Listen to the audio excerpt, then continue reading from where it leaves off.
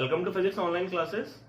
मात्रक एवं विमा वाले चैप्टर में हम त्रुटियां पढ़ रहे थे और हमने वहां देखा था अलग अलग प्रकार की त्रुटियों के बारे में पढ़ा था। अलग अलग प्रकार की त्रुटियां हमने समझी थी, जैसे निरपेक्ष त्रुटि, माध्य निरपेक्ष त्रुटि, आपेक्षिक त्रुटि, प्रतिशत त्रुटि। इनके बारे में हम देख चुके थे और इनके न्यूमेरिकल भी हम कर चुके थे। आज हम देखेंगे भौतिक राशियों के संयोजन के कारण त्रुटि। जैसे मान लो दो भौतिक राशियां योग के रूप में है, दो भौतिक राशियां घटाव के रूप में है, या गुणा के रूप में, या भाग के रूप में है, तो इनके संयोजन की वजह से क्या त्रुटि उत्पन्न होती है। जैसे मैं एक एग्जांपल की बात करूं, जैसे हम जानते हैं R equals to R1 plus R2 होता है श्रेणी क्रम के लिए। जो रेजिस्टेंस का श्रेणी क्रम होता है, प्रतिरोधों का श्रेणी क्रम होता है, वो होता है R equals to R1 plus R2। अब आप खुद सोच सकते हैं, अगर R1 के मापन में अगर हम कोई त्रुटि कर दें, R2 के मापन में अगर हम त्रुटि कर दें, तो निश्चित रूप से R के मापन में भी त्रुटि उत्पन्न हो जाएगी।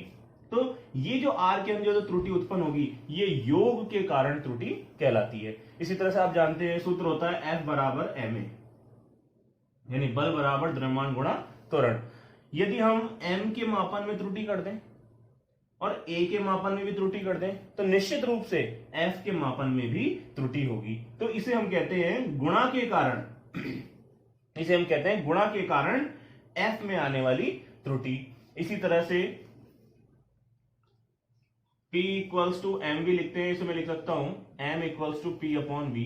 अगर मान लो किसी पिंड के संवेग के मापन में त्रुटि कर दें और v के मापन में मान लो हमसे त्रुटि हो गई, वेग के मापन में भी त्रुटि हो गई, तो अगर उसके द्रव्यमान में अगर हम त्रुटि कैलकुलेट करना चाहें, तो वो जो त्रुटि आएगी वो इन दोनों भौतिक राशियों के भाग में होने के कारण त्रुटि आएगी। तो आज हम पढ़ेंगे संयोजन के कारण त्रुटि। तो हमारा चैप्टर है मात्रक एवं विमा, और इसमें हम पढ़ रहे हैं आज भौतिक राशियों के संयोजन के कारण त्रुटि। तो देखते हैं टॉपिक और समझते हैं ध्यान से। बहुत ही महत्वपूर्ण टॉपिक है और कंपटीशन एग्जाम में भी इस टॉपिक से क्वेश्चन पूछे जाते हैं। तो समझेंगे इसे हम ध्यान से। तो माना x तथा y दो भौतिक राशियां योग के रूप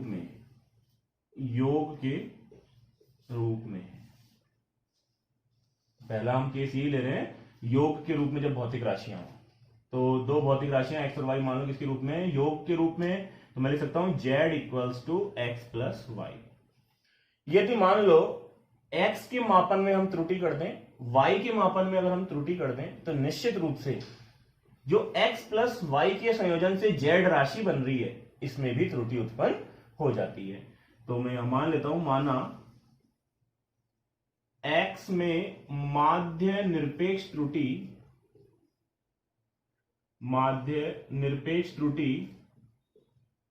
डेल x है। तो यहां ध्यान रखेंगे, ये माध्य निरपेक्ष त्रुटि डेल x है, इसको डेल x से व्यक्त किया है मैंने। इसी तरह से माना y में माध्य निरपेक्ष त्रुटि डेल y है। अब आप जानते हैं जो त्रुटि है वो प्लस में भी हो सकती है और माइनस में भी हो सकती है। जैसे अगर मैं बात करूं, एक कमरे की वास्तविक लंबाई 10 मीटर है, मान लो एक कमरे की वास्तविक लंबाई 10 मीटर है और किसी ने इसके मापन में 0.25 मीटर की त्रुटि कर दी। मान लो किसी ने इस 10 मीटर कमरे की लंबाई को मापन किया और मापने में 0.25 मीटर की त्रुटि कर दी। अब नापने वाला इस 10 मीटर से ज्यादा भी नाप सकता है और कम भी नाप सकता है, तो क्या मान आएगा, 10 प्लस माइनस 0.25। इस तरह से हम त्रुटि के साथ किसी भी भौतिक राशि को लिखते हैं। किसी भी भौतिक राशि के मान को त्रुटि के साथ इस प्रकार लिखा जाता है, प्लस माइनस करके। यहां 0.25 क्या है, माध्य निरपेक्ष त्रुटि। तो इसी तरह से मैंने यहां क्या माना, मान लो z equals to x plus y कोई संबंध है जिसमें x और y भौतिक राशियां हैं, वो z के साथ इस प्रकार संबंधित है। तो मैंने यहां माना x में माध्य निरपेक्ष त्रुटि डेल x है, y में डेल y है, तो माना z में माध्य निरपेक्ष त्रुटि डेल जेड होगी। अतः समीकरण 1 से मैं लिख सकता हूं z plus minus del z, यानी जेड को मैंने त्रुटि के साथ लिख दिया, माध्य निरपेक्ष त्रुटि के साथ लिख दिया, equals to x plus minus del x plus ये वाला plus y plus minus del y. इस तरह से लिख सकता हूं मैं। तो ये हो गया z plus minus del z equals to x plus minus del x plus y plus minus del y.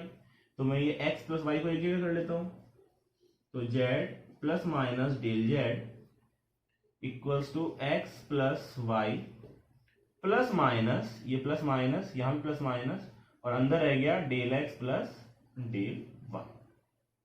तो आप अगर यहां देखें तो x प्लस वाई जो है वो z के बराबर है, तो इसे इक्वेशन नंबर 2 दे देते हैं। समीकरण 1 व 2 से हम लिख सकते हैं z plus minus del z equals to x plus y के स्थान पर आ जाएगा z plus minus del x plus del y. तो z से z कैंसिल हो जाएगा, तो plus minus del z equals to plus minus del x plus del y. यानी इस सूत्र से हम क्या समझ पा रहे हैं, इस बात को हम समझेंगे। अगर आप यहां ध्यान देखें तो z में जो माध्य निरपेक्ष त्रुटि आ रही है वो x और y में माध्य निरपेक्ष त्रुटियों का योग है। यहां z में माध्य निरपेक्ष त्रुटि x तथा y में माध्य निरपेक्ष त्रुटियों का योग है। जैसे अगर मैं इस डेरिवेशन को एक एग्जांपल से समझाना चाहूं तो कैसे समझेंगे इसे। जैसे मान लो R equals to R1 plus R2 होता है, हम जानते हैं दो प्रतिरोध है R1 और R2, दो प्रतिरोध है और R1 और R2 दो प्रतिरोध श्रेणी क्रम में जुड़े हुए हैं और इनका तुल्य प्रतिरोध कैपिटल R है। तो यदि हम R1 के मापन में 0.2 ओम की त्रुटि कर दें, R2 के मापन में हम 0.1 ओम की त्रुटि कर दें, तो R के मापन में त्रुटि क्या होगी। तो पहले तो मुझे यहां देखना पड़ेगा कि ये संबंध कौन सा वाला दिया हुआ है। तो मुझे ये संबंध दिख रहा है कि ये दोनों भौतिक राशियां योग के रूप में है, तो मैं निश्चित रूप से योग वाला सूत्र लगाऊंगा।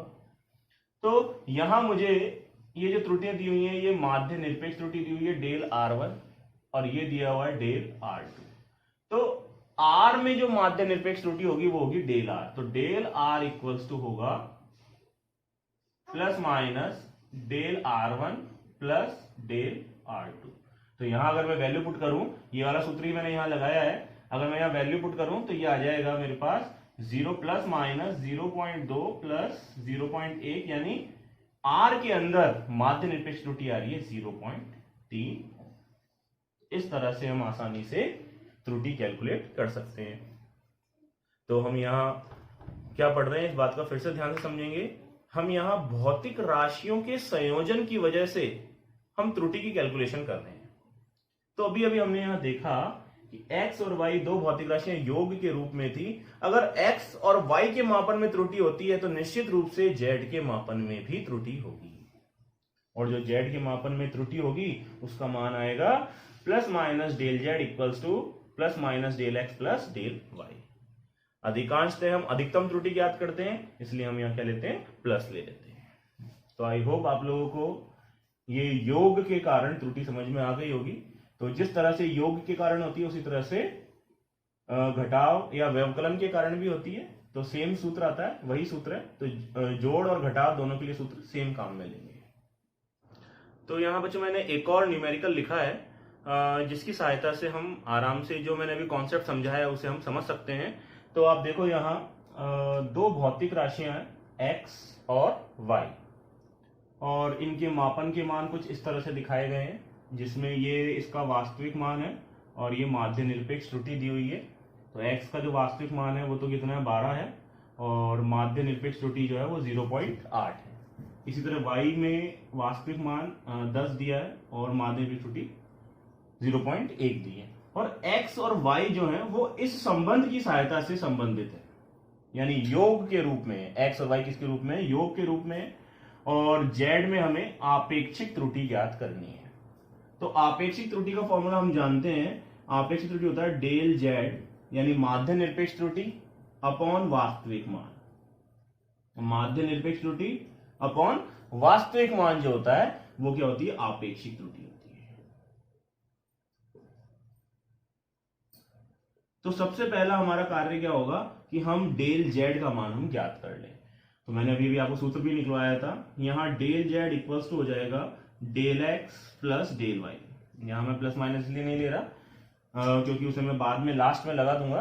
तो डेल z इक्वल्स टू आएगा डेल x। डेल x हो गया 0.8, डेल y का वैल्यू हो गया 0.1, तो डेल z मेरे पास आ रहा है 0.9 इकाई। तो डेल z की वैल्यू आ गई। अगर आप यहां से z देखें तो z हो जाएगा यानी दोनों का योग, तो z इक्वल्स टू होगा 12 प्लस 10, यानी z इक्वल्स टू हो गया मेरे पास 22। या इस वास्तविक मान को मैं z डैश से लिखा लेता हूं, z डैश वास्तविक मान हो गया। तो z इक्वल्स टू लिखा जाएगा वास्तविक मान प्लस माइनस डेल z। किसी भी भौतिक राशि को हम कैसे लिखते हैं, उसका वास्तविक मान प्लस माइनस मापन की वजह से जो माध्य निरपेक्ष त्रुटि है वो। तो z इक्वल्स टू हो गया 22 प्लस माइनस डेल z का मतलब हो गया 0.9। तो मैं सूत्र की सहायता से आपेक्षिक त्रुटि आराम से निकाल सकता हूं। तो यहां से आपेक्षिक त्रुटि आएगी